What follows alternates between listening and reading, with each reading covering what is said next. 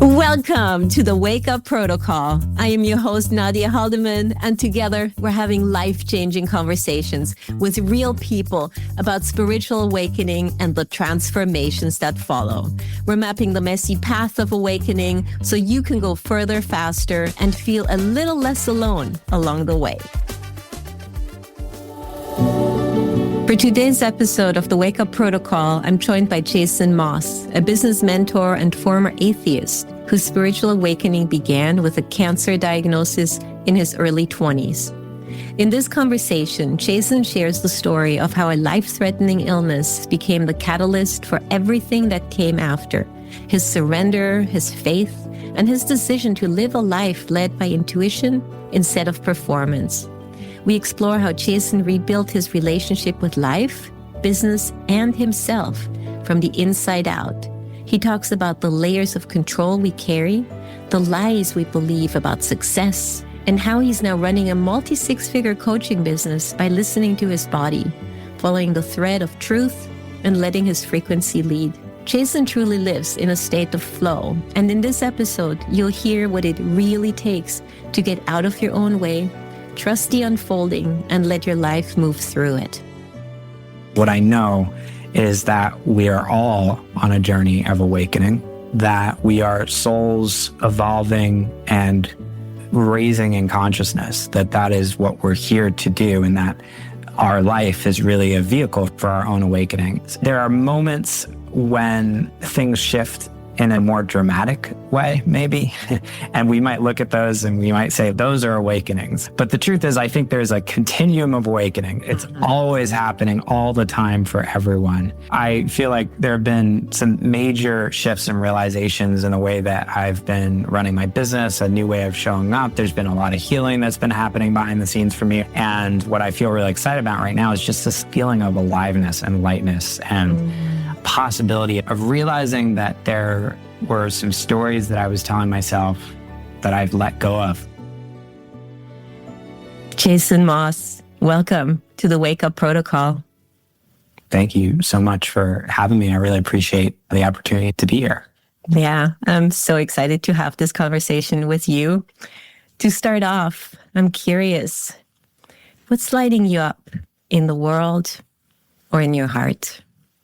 Well, this season has been, I was telling you before I got online and we started this, I feel like I'm almost going through like a second awakening. And so what's lighting me up right now is I feel like there have been some major shifts and realizations in the way that I've been running my business, a new way of showing up. There's been a lot of healing that's been happening behind the scenes for me over the past few months. And what I feel really excited about right now is just this like feeling of aliveness and lightness and possibility of realizing that there were some stories that I was telling myself, some layers of performance and some things that have really become clear to me over the past few weeks and months that I've let go of. And realizing I know that sounds very vague. I'm happy to share details, but realizing the freedom that comes from stepping out of those things. And then, I'm just finding like a new way of showing up in the world that just feels more expansive and more free and more exciting and more connected. And so in this moment, that is what's lighting me up for sure. That's a beautiful thing to hear. I'm almost seeing the metaphor of a snake shedding its skins and kind of growing into a larger, newer version, fresher version, like fresh skin. It's like, what's that next thing? And how am I really truly stepping into that? And I'm sure we're going to get into that in more detail as we're continuing the conversation. I often like to start by calibrating a little bit and talk about intuition. Do you consider yourself an intuitive person?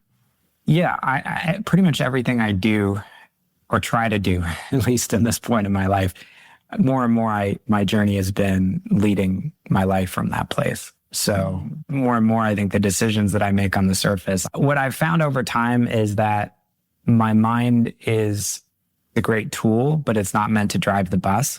And so when I lead from that deeper place of alignment, which for me is about listening, it's about attunement, it's about being able to discern what that deeper intuitive guidance is telling me to do, my life works and things move and there's something magical that happens. And I feel like I'm in the flow of life instead of, trying to control everything with my mind. So yeah, absolutely. I think it's the way that I lead my life. Mm-hmm. Okay, so like really leading from that place of intuition, and I'm also hearing flow. Can you maybe go into a little bit more detail about how the flow state might be related to intuition and how you're navigating that? Well, to me, what I experience as flow is when I'm getting out of the way. Mm-hmm. Like when I do trainings I'm a business mentor. I do a lot of live trainings and things like that. Where I first started sharing online and really, recording things and doing trainings and things like that, maybe 10 years ago, a lot of it felt very effortful. Mm-hmm. I felt like I was very in my head. And I think there's a normal period of time where most people feel that. But more and more, what I find is when I get out of the way, and for me, it's really about letting go of all the layers of performance and the layers of feeling like I am trying to create something from my mind or trying to think my way through my life. When all that stuff is not there, what's left is flow.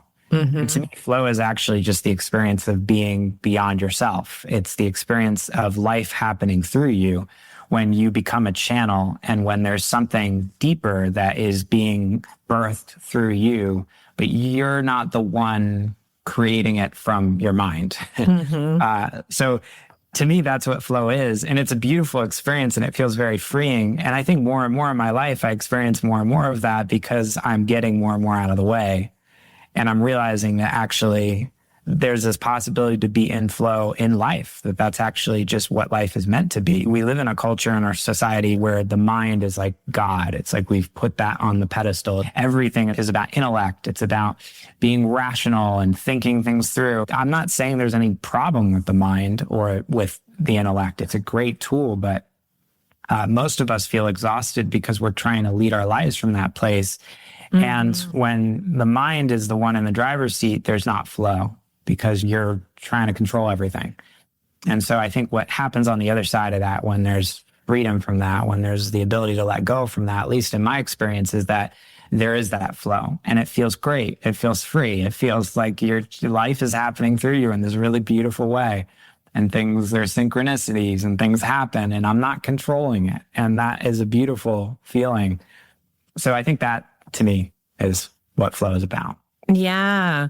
I'm really hearing even the lightness in your voice as you're describing this flow state, how just allowing the mind to get out of the way and allowing that feeling to become the driver of your life and then trusting that and following that. And then just using the mind to deal with the logistics and everything else done by that flow state. Yeah. I mean, the mind is meant to give form to the intuitive guidance. It's like we have a mind because it's helpful as a way of navigating the world. And it's like our ego is like, we need these separate cells because it helps us figure out that we shouldn't walk in front of a bus when we're walking down the street. And I think the mind is a helpful tool to ground the intuition into something in the 3D. But it's not meant to be the thing that actually creates that initial impulse of like, here's what I'm supposed to do. Yeah. The partnership between those two things is when the intuition's in the driver's seat and then the mind's in the back seat. And there's this beautiful partnership between those two things where it's like you get the intuitive guidance, then it's like, okay, let me use my mind to start to bring this into form a little bit and create a little bit of scaffolding around it. That's, I think, really where the magic happens. I can imagine that it's not always easy to get into a flow state. What has gotten you to that place that you can even access that? And how do you access that? Me being originally a user experience designer, creative professional, we had to learn how to become creative on demand. And that was not always easy because creativity is often, or especially art, is something that just kind of flows through you, channel it, your genius arrives, and then you just express that. But when you have to do a 9 to 5 and be creative, that's a whole different story. And it is, in a sense, getting into that flow state. And I had to learn myself how to get myself into a creative state, even when I didn't feel creative at all. So I'm curious how you enter that flow state for anything you're wanting to do for your business or for your life.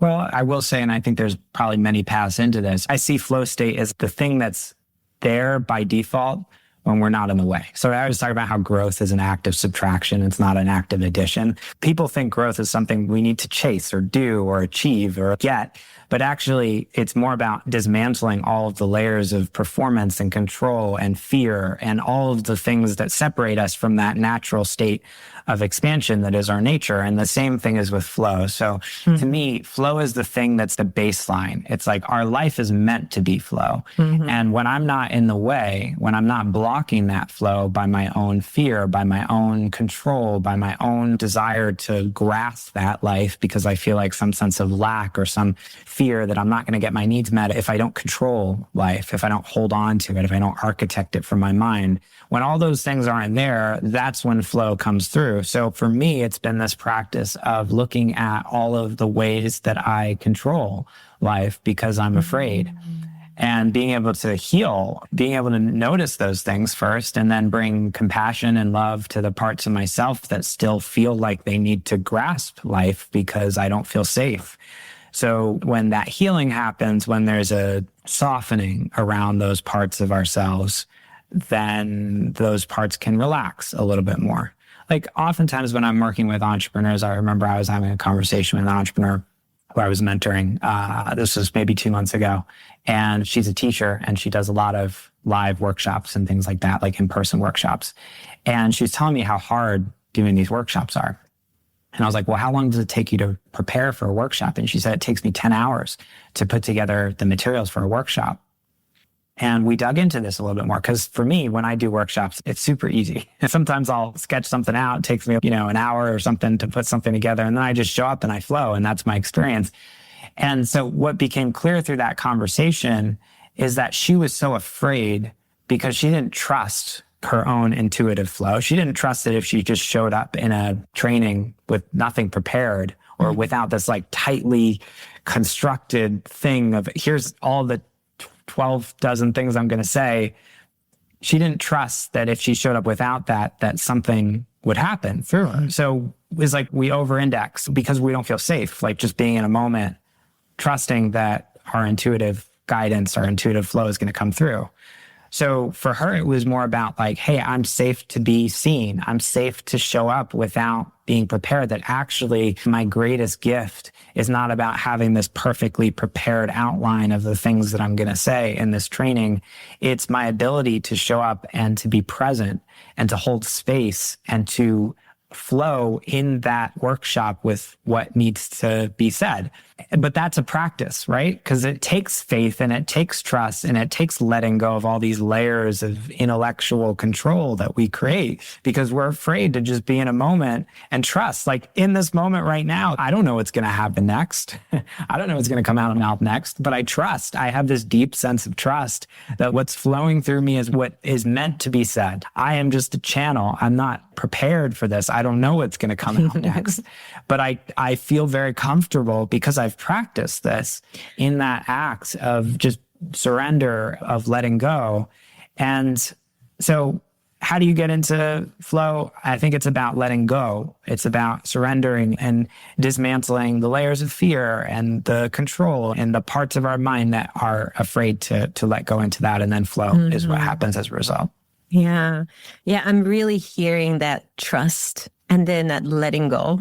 And it's already there all the time. So we just need to get out of the way. And it actually reminds me of, who was it? Maybe Leonardo da Vinci, who said, the sculpture is already there. I just have to chisel the rest away in the marble block. I love that. I think it was Michelangelo, the statue of David. I could be wrong about this, but that's right. That's who it was. Because he said, hey, I saw the statue in the block of marble and my job wasn't to create a statue. It was just to chisel away all the parts of the marble that weren't the statue and reveal the statue that was already there to begin with. That is how I see the journey of life and the journey of growth and all of this. It's an act of subtraction. It's letting go of all these layers. And then what you're left with is something deeply true and deeply beautiful, because this is who we really are at the deepest level. Thank you so much for explaining that, Jason. That really resonated deeply with me, and it leads us into the whole awakening. I'm really curious, how would you define spiritual awakening? It's a big question. It's a big question. And I've never thought about it. I mean, here's what comes up for me. I think there are probably many ways that people experience it. I think for me, my first big awakening was a shift in who I understood myself to be. mm-hmm. It was like my whole life, I thought I was this Jason thing, this like separate self and this body. And that was my context and that was my perspective on reality. And I wasn't even consciously aware that that was who I felt like I was. But the awakening was the first time I realized that I wasn't that there was actually something deeper that I am, something truer. Mm-hmm. And so it's a shift in perspective about who we are. And that shift in perspective it sounds like a simple thing, but it actually changes everything. Mm-hmm. It changes everything. For me, it changed my whole reality about what life was, about what I saw my role was in the world, about how I related to others, to myself, about my place in the world. All of these things shifted as a result of that shift in context or perspective around who I really was. So that's how I would describe it. Mm-hmm. Yeah. Yeah. Is there anything you might want to add to that? Well, I mean, I can tell you what the experience was, and we can go into that. What I know is that we are all on a journey of awakening, that we are souls evolving and raising in consciousness, that is what we're here to do, and that our life is really a vehicle for that, for our own awakening. And so we're all on that journey. Mm-hmm. And there are moments when things shift in a more dramatic way, maybe. And we might look at those and we might say, those are awakenings. But the truth is, I think there's a continuum of awakening. It's mm-hmm. always happening all the time for everyone. And I think at a certain point in our evolution, we've realized that that's the game, that that's actually what's happening. Mm-hmm. And then I think there's a choice to like lean into that and to participate in that and to be a participant in that journey. Okay. Yeah. Thank you so much for explaining that. And that makes a lot of sense to me. It's almost like there is two tracks going on. One is an invisible track and one is a very visible track. And the visible track happens maybe in little spurts of like, oh, whoa, this thing is happening. It could either be a good thing or a bad thing, but it makes us aware that this is actually happening, that evolution of consciousness versus that really subtle thing that we as human beings are on a journey of awakening, and it's happening whether we see it or not. Yes. And maybe this is part of the reason why I started this podcast, because not everybody is aware that that is happening, and yet it's happening to everyone all the time throughout our lifetime, or if we want to believe in multiple lifetimes, through reincarnations as well. So maybe this is a good time to get into one of your pivotal moments where one of those big awarenesses happened in your life. Yeah. Well, I'm in my early 30s now. When I was in my early 20s, I was actually about to start my senior year at NYU in New York. And I was like 21 at that point. Mm-hmm. And I got that summer, actually, before I started my senior year, I got very sick. I mean, for months, I was having all these weird symptoms, physical symptoms. I was getting like these night sweats and I was just having like extreme itching. And I didn't really know what was going on with me. But like any 20 or 21-year-old kid, I thought, I'm fine. I'm just, it's the summer. It's hot. That's probably why I'm waking up sweating. And towards the end of the summer, I think it was maybe August, I spent some time out in Nashville. My sister was actually starting her first year of college. And so I met up with my family and we helped her move in. And so I took a trip out there and I was in this Airbnb, I think, with my family. And I remember one morning I woke up and I was walking to the bathroom, and next thing I knew, I was on the floor in my mom's arms. And she had caught me. I guess I had fainted. Mm-hmm. And she was freaked out. She was like, Jason, I don't know what's going on with you, but the first chance you get when you go back to New York, you need to go see a doctor. And I was like, Mom, I'm fine. I'm fine. I'm just, tired or whatever it is. And so I went back to New York and I ended up jumping around to these different doctors. And then one day I'm in this hematologist oncologist office. This is up in Harlem. And this doctor walked in and she starts asking me these questions. Does anyone in my family have cancer, as they had cancer before. And she comes up to me and she starts feeling my neck, and she stops and she grabs my hand and she puts her hand on my neck, and there's this big lump in my neck. Mm-hmm. And she said, "Do you feel this?" And I said, "Yes." And she said, "That's not supposed to be there." And then she looked me in the eyes and she said, "Jason, I think you have cancer." And I was a 21-year-old kid by myself in Harlem in this random doctor's office. Wow. What a message to receive. Yeah, it was it was definitely the most terrifying moment of my life. Mm-hmm. And I remember walking after that, like 100 blocks downtown, because I was just so stunned. I need to walk back to my apartment. Mm-hmm. And it was like my whole world got turned upside down. And so after that point, I ended up moving back home. I found out I had Hodgkin's lymphoma, which is this blood cancer, kind of like leukemia or some other lymphomas. And so I went back home. I moved back in with my mom and went back to California and deferred my last year of college and started going through treatment and chemo and radiation. And then about a year later, I ended up relapsing and going through a bone marrow transplant. It really kicked off this journey in my life where it was like my life was going down one path and then suddenly things changed. And who I was like my whole life changed. And looking back, I think to your question about spiritual awakening, what I didn't realize at that time was that experience was really the catalyst for my first big awakening. And there were a couple of moments, particularly in the hospital, and a couple of experiences that I had that really broke my model of what the world actually was. And that, I think, combined with like a deep amount of suffering and pain of going through that experience and really yearning for a new way of understanding myself as a result of that, I think that really was the fertile soil for my first big spiritual awakening. Wow, Jason, what an incredibly difficult situation to go through at such a young age, and needing to look reality in the eye, life or death at that point, and kind of going like, okay, what's happening?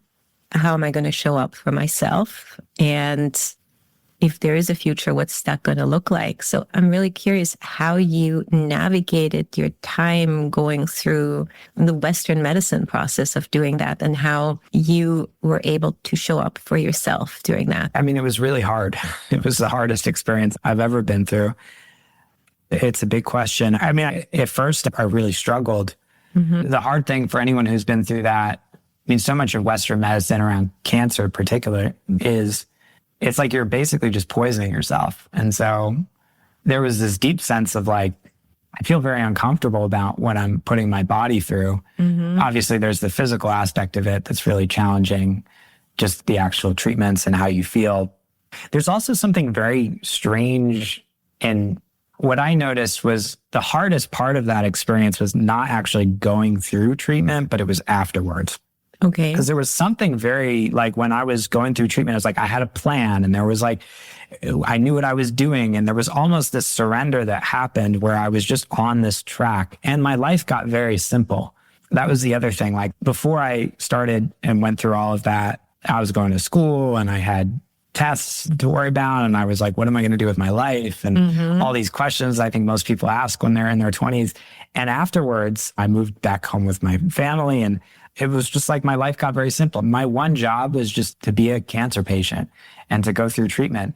And there was something in a strange way that felt very safe about that. I was in this little alternate reality bubble where for a period of time, that was my life.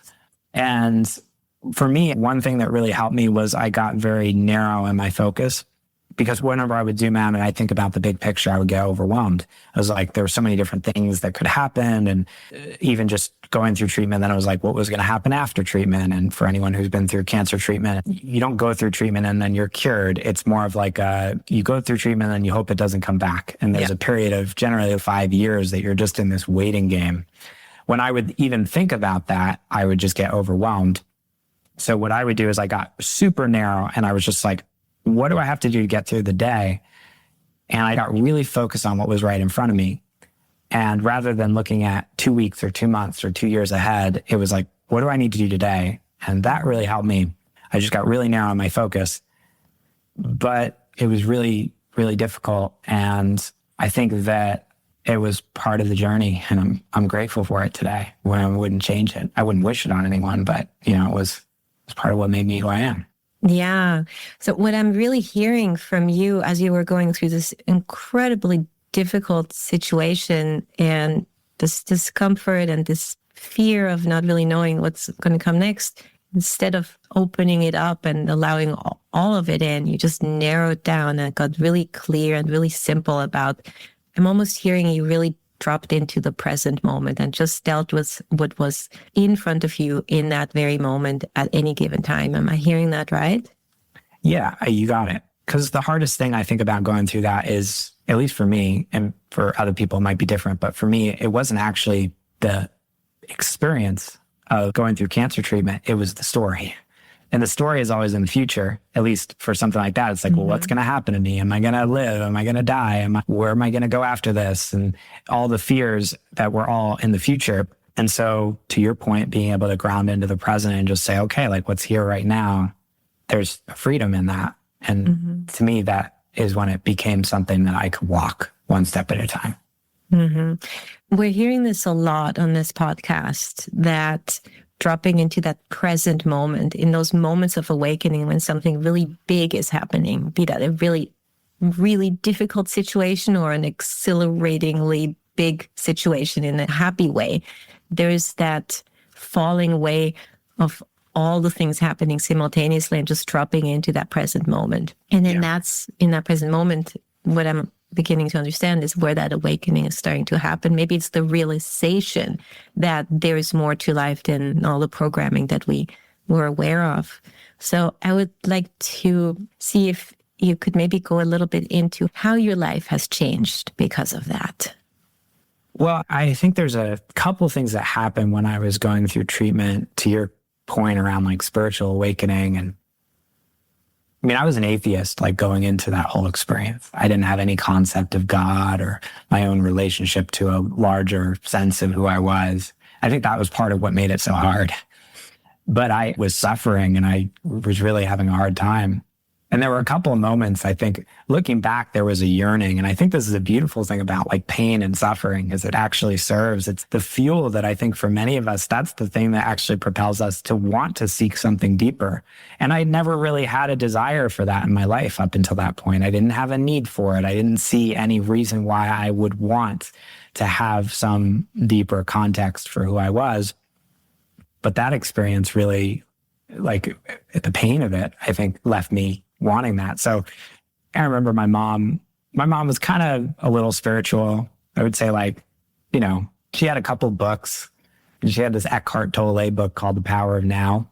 And I remember, I think I borrowed it from her while I was going through treatment. And I remember reading this book. This was like midway through cancer treatment the first time. I was like in the middle of chemotherapy and I was reading this book. And in the beginning of this book, he talks about this experience where he had this breakdown when he was, I don't know, when he was in his 20s or 30s. And he had this, like, he woke up in the middle of the night and he kind of had like a panic attack. And then he describes this experience of this realization, this moment where his mind was going crazy and just like all these thoughts, and he was like suicidal and he had all these intense thoughts. And then he had this moment where he realized there was this part of him that was observing his mind.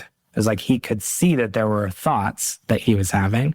And then there was a part of him that was observing the thoughts. And he describes this moment where it's like, he had this question of like, hold on, it seems like there's two of me. There's the thoughts and there's the part of me that's like freaking out. And then there's the part of me that's observing me freaking out. And as he described this in this book, I had that shift in my awareness for the first time, literally for the first time ever. Yeah. And I had this moment and I remember feeling this rush through my body. It was this elation. It was like the universe was just like, yes, yes, yes, like that's it. And I realized for the first time that there was this thing that I was not my experience. I was not this Jason cancer patient. There was a deeper part of me that was so much larger, a context that could hold all of this. And that was like one of the first little moments of like awakening or realization. then I remember when I was going through my bone marrow transplant, there was this guy, his name was Benny, and he was one of my roommates in the hospital.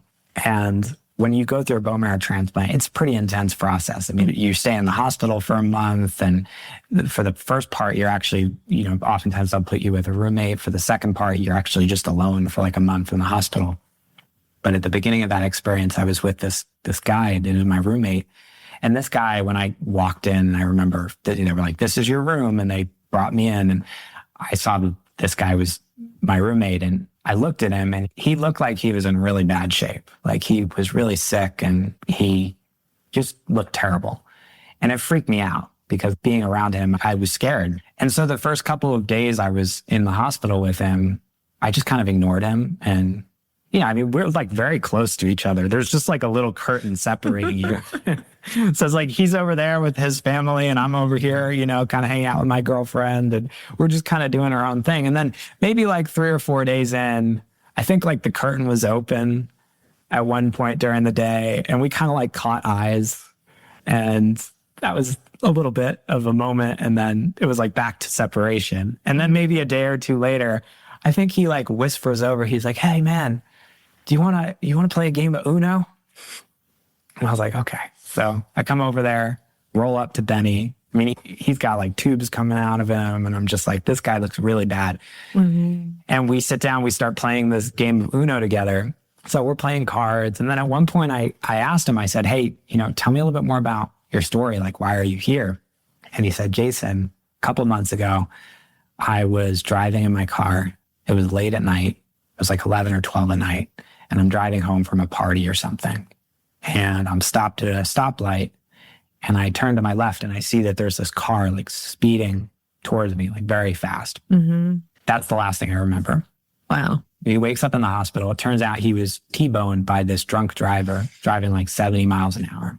So he's got like all these cracked ribs and collapsed lung and like all this stuff. Wow. And he was in a coma for, I think it was like 2 weeks or something. And they didn't even know if he was going to make it through that. But then while he's in the hospital, they found out that he has leukemia. So he's telling me this story, and it was like my whole reality shifted. Wow. And I realized that he was like the most inspiring person I'd ever met in my entire life. And I just had so much love for him. Mm-hmm. And we ended up forming like a bond through that experience, and we became friends, and I bought him a pair of slippers, and he actually made me some origami cranes that I still have in my bathroom that I look at almost every day when I remember, because they do remind me of that experience. This is a very long-winded story, but what happened, this was like maybe a week after getting to connect with him like that, is he was having trouble with his heart or something. They ended up moving him to some other room, and he texted me, and he was very religious and I wasn't. I had no connection to God, but he texted me and he said, I'm praying that Jesus like gives me a stable heart or something. And that night, and after I got that text, I really thought about what to write him back, because I didn't want to say I was going to pray for him, because I didn't believe in that. Mm-hmm. And I wouldn't lie to him. So I think I replied, and I was like, "I'm thinking about you, Benny. Like, I'll keep you in my thoughts," or something. But that night I closed my eyes and I prayed for the first time. And I prayed for him, and it felt really good. It was like, that was the first experience I ever had where I actually prayed. And I was like, "Look, I don't even know if I believe in you, God, but like, please take care of Benny." But the next day he ends up, his heart like comes back to normal. It was like online. This was like an hour before he was about to have this heart shockwave procedure. Anyways, long story short, Benny is doing great. We're still friends on Facebook. Wonderful. So I see him pop up every once in a while. But I look back and I think about that first moment of openness to both the realization that I was so much more than this separate self, and also really like my first moment of prayer. And I think those moments really opened the door for me for something deeper. Mm-hmm. And really, when I look back and I think, okay, so many moments of awakening since then, but those were the seeds. Wow, what a big story. The two things that I'm really taking away from is those two big moments of the awareness of the awakening actually happening for you. One with the Eckhart Tolle book, The Power of Now, and then the other one with Benny and your connection to him and your empathy that you're experiencing for him, and then almost losing him with one more thing that's coming up for him, and him asking you, did he ask you to pray for you? Or I think he asked me to pray for him. He said he was praying. He said he was praying. Yeah. So he was and I remember feeling very conflicted because I didn't know what to say. I wanted to honor that. I mean, God isn't real. I don't believe in any of this crap. I thought people who were religious were crazy. Right. And so he was kind of mirroring that to you. And then that maybe gave you the awareness that there might be something else that could be done through prayer and attention. And then that gave you one more opening of, there is more to life and more to changing the things in this matrix than the programming that we originally received. Yeah. It's interesting that you're mentioning Eckhart Tolle because I had read The Power of Now before my first awakening, and intellectually I understood it, but I didn't get it. And I really wanted that experience. And so I eventually had my first awakening experience. And then I was like, oh my goodness, I am in this moment of eternal now, right now. And I thought of that book by Eckhart Tolle. So I think that's a really impactful book for many people. And what a blessing that your mom had that book and was able to give that to you in that moment so that you had some guidance by some teacher that could actually show you what else is possible. And then, and I too had an experience in the hospital where at that point I had already been in that now moment and I was able to step out. And I wouldn't even say step out, I was able to step into my higher self, which was taking over, and it was becoming the observer, but a very active observer that was just dealing with everything in total groundedness and total calmness and total detachment to outcome. It didn't actually matter whether I was going to live or die because I knew I was going to be fine either way, because there was something bigger. And yes, that is, I think, what eventually got me through it, because I just allowed reality to unfold the way it was supposed to. Yes, it's that larger context that when we're connected to that, when we know ourselves as that, we can hold all this. We can hold the challenges of life. We can hold the fear, and we can hold the part of us that's afraid to die, which, is okay. It's like, of course, like we have these separate selves that want to protect the body, and that's beautiful. And we don't get lost in that when we have that larger perspective. I love getting to hear that. Yeah. So I'm curious to hear about your more recent experience that you've had.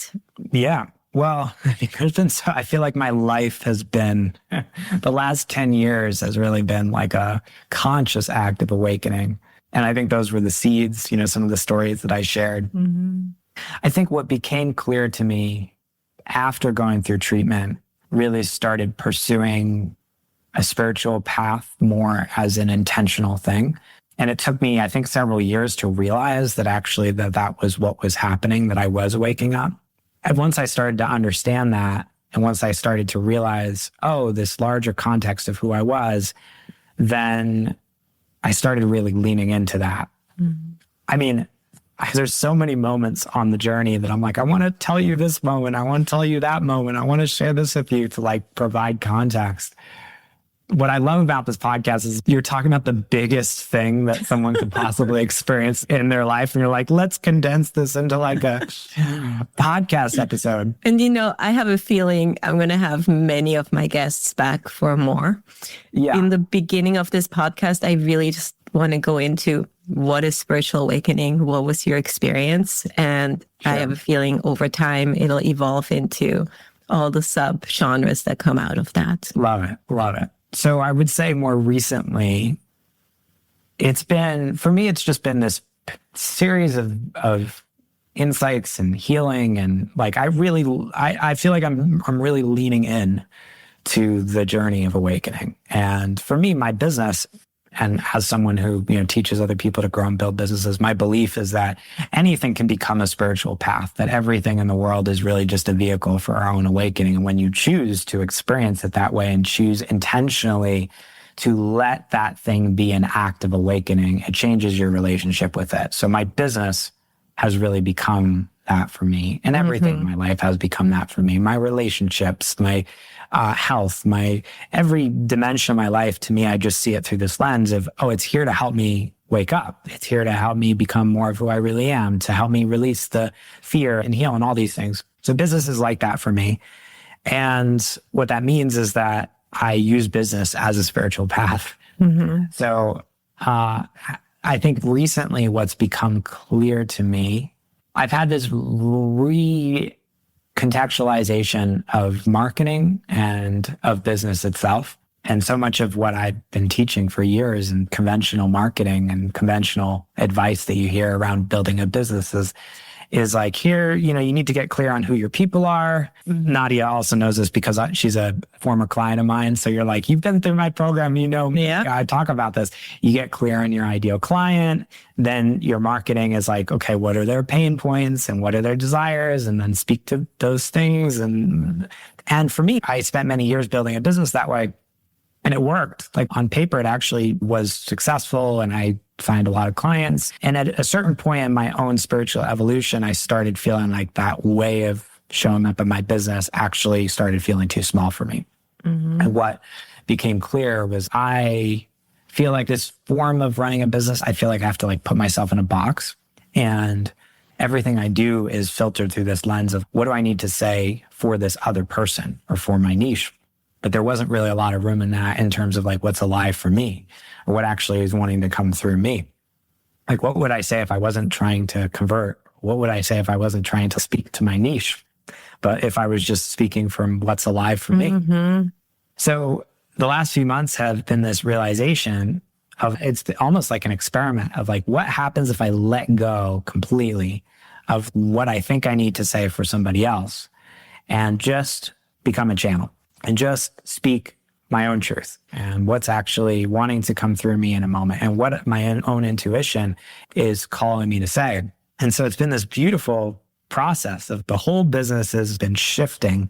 And I realize it's like there's a death and a rebirth that's happening in my own business. That's like the old thing, it's dying because I've evolved to a certain point in consciousness where that old model actually no longer makes sense for me. And I'm stepping into a new chapter of my own journey in business that is much more about me becoming a channel, really, and becoming this leader that is speaking into what's alive and what's true and what's real. And it's been really cool to see the impact that it's been having on other people and the connections that I've been able to create from that place. And there's a deeper, truer, realer thing that's emerging. And I'm just now beginning to really understand it. And I feel much more alive and much freer. I'm so excited for that evolution for you, because as we are waking up spiritually, we want to feel increasingly more aligned with our purpose, because everything else just vibrationally is no longer a match. And you were my business coach for a year and got me to where I am today. And I still coach user experience designers on their career, which I love. And it's where I'm coming from my own career. And at the same time, I'm so deeply relating to what's happening with you, because as I'm starting this podcast and having these conversations about spirituality and spiritual awakening and becoming the observer, a lot of that is actually making it into my career coaching business. All of a sudden, I'm having conversations about becoming the observer and other spiritual concepts. But I'm also starting to realize that there is something new that's emerging, and I don't even know yet what it is, but there's just something, a thread to follow and trust. And if it feels good, I do more of it. And if it doesn't, I immediately drop it. And so in your evolution, where are you right now with that? And what does that look like? Who are you serving? Yeah, I mean, I love what you just said about like following the thread, because that's how I experience it. I feel very deeply connected to, like, for me, it's God just moving through me, whatever word you want to use, it doesn't really matter. Life, God, source, universe, it's all the same thing. God is speaking to me through that. And when I follow that thread, and to me, it's just like, I feel aligned in it. I feel like there's this thing that it's just pulling me towards, and I know I need to keep listening to that. So when you ask me, who am I serving, where it's heading, in many ways, externally, I mean, I still feel very called to serve entrepreneurs. I think one of the things I've realized is that in the old model, your niche is something you have to define in a very tight kind of external way. Mm-hmm. For me, it's like, I help 6-figure plus online business owners. And that's fine. Like, I think there's nothing quote unquote wrong with that. But I realize in this more higher level of consciousness way of growing a business that actually, like, your niche is really just your frequency. And it's less about defining it as this very specific group of people and more about actually that there's this energetic vibrational attunement that happens. I call it resonance. It's like when you're vibrating at a certain frequency, you're going to attract people who are at a certain frequency. And it's less about needing it to be like, oh, there are these external qualities or external characteristics, and more about just being deeply aligned and congruent in who you are. And like you said, following the thread. And you've become the niche is a way of saying it. It's like you create your own field that other people become magnetized to. And so when the question is, who am I here to serve? I actually don't know that I know the answer to that question. And I don't know that I have to, in the sense that spiritually, there's a reason two people come together, always. And for me, this form of business, this new way of doing business, is actually about letting your frequency become the filter. And then what starts to happen, which is what I've been experiencing in my business, which is really beautiful, is like all these people come and feel magnetized to you. And sometimes they're not within the bounds of your quote unquote conventional niche, but they're the people who are you're truly meant to work with. Mm-hmm. They're the people who, like, there's a sole reason, like, you two are coming together. And so I think what a lot of people want in business is they want that, like, soul aligned client. They want the person who's not just there because of the surface level, like, mm-hmm. oh, you know, you're a UX designer coach and I'm a UX designer. And that's fine. Like, there's nothing wrong with that. But I think actually the more you follow that thread and alignment, at least what I'm learning and experiencing in my business, the more that I show up as embodied in my own truth and my own aliveness and following the thread that I'm feeling called to, and not worrying so much about fitting it into this conventional box of like, well, here's all the things that I need to speak to around this niche, or here's, you know, who I serve and my I help statement and all these things. The more that I trust the frequency, the more mm-hmm. that I create this beautiful field that the right people are going to connect with. Yeah. And I mean, that's how I got attracted to you in the first place. You had that field and I resonated with it. I think I found you on Facebook, and all these coaches who are pushing their ads, or the Facebook algorithm put all the coaches out there for business coaching, and I would just usually ignore them. And for some reason, I clicked on yours, and then I downloaded your guide, and then I watched one of your videos. I saw that in your eyes. I just saw that there was something awake in your eyes. And I was like, that's who I want to work with. And interestingly enough, I looked through your testimonials, and one of my friends had been a client of yours. And so I ended up calling her and saying, hey, I just got this really good vibe from him. Is my intuition correct? And she's like, oh my God, yes, totally. He changed my life. I wouldn't be where I am in business without him. And so it was a no-brainer. We never even had a discovery call. And it was right. And I got to where I am today because of you. So I really want to thank you for that too. Yeah, well, thank you. I appreciate you sharing that. And I'm celebrating you for the evolution. It's been beautiful to get to witness and experience. And what you're describing too is there's a thing that's happening, right, energetically, that is much deeper than the surface. And I think when we let that lead in our lives and in businesses, if you run a business, if that's what you do, it's really all the same. It's like realizing that your frequency actually is the thing at the end of the day.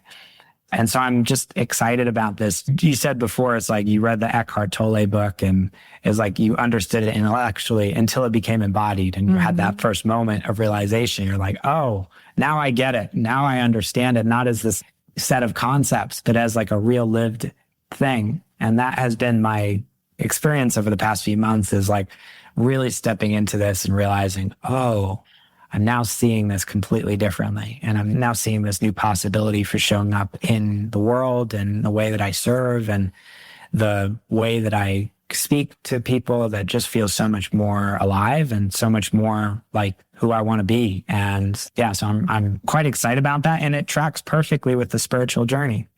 Because if I hadn't let go of all the layers of performance and healed the parts of me that feel like I'm afraid of showing people who I really am, that actually those were the things that were standing in the way of my own embodiment of this. So it really comes back to that practice of, it really is an act of subtraction. Over time, we're slowly letting go of all of these beliefs and stories and filters and parts of ourselves that are holding us back from the deep truth of who we really are. Yeah, beautifully said. So, Jason, you are a business coach, entrepreneur. You have some offerings, and I just want to make sure that our audience can find you. So I want to give you a little bit of time for that. Yeah, I appreciate that. So you've heard a little bit about what I do and what I'm about. If this resonates, if this connects, there's lots of different ways we can dive deeper. You can go to my website, jasonmoss.com. That's MOSS.com. And that's a good place to start. There's free trainings. There's a link to our YouTube channel where you can go check out lots of free videos and learn more about this new way of doing business and sign up for the email list. I use it really as a diary. So I share what's alive for me and my thoughts around business. And if any of this resonates, if you're feeling called to a deeper way of doing business, a way that feels more honest, more authentic, more real, if you want to show up in a way that feels more like you, I think that's a great place to check out. I think you'll find a lot of resonance there. Beautiful. Thank you, Jason. I want to end this by asking you one final question. If you could go back in time and give a message to a younger version of yourself, what would you tell him? I think I would probably say, like, just trust the process, trust life. It's all happening for me. Even the parts that I don't understand, even the periods of time where I was just like, man, this feels like the most horrible thing that I could possibly experience. How is this for me? I mean, it took me a long time to realize that cancer experience was actually the greatest gift, and I wouldn't change it because it made me who I am. And when I think about the spiritual journey and the awakenings and the depth of what I'm able to experience in my life right now, the freedom, the joy, the fulfillment, all of that has been a result of going through that experience and what happened after that. So I would say to my younger self, to me who was going through that, I'd say, you're right where you need to be. Thank you so much for sharing that. And I hope that a little bit of that message is going back in time and giving that message to your younger self. And so it is. It was such a pleasure having this conversation with you and hearing more about your journey, things I haven't heard before. Thank you so much for your generous time. I feel really... Thank you. And I just want to say, I love what you're doing here. I think it's so important and so cool and so you. And I just want to celebrate you for this and cheer you on. And I'm excited to listen, and I appreciate the opportunity to share and to be a part of this. And I can't wait to see what you create next. Thank you. Thank you so much for tuning into the Wake Up Protocol. If you like what you heard, share this episode with 3 people who need to hear this message. And if you want to go deeper, head to thewakeuprotocol.com and sign up for our email list. That's where we share behind-the-scenes insights, bonus resources, exclusive invites, and the kind of guidance we only send to our community. And if this is the last thing you hear from us, all we'd like to say is keep going, trust yourself, follow your heart. Until next time, have a safe and happy journey.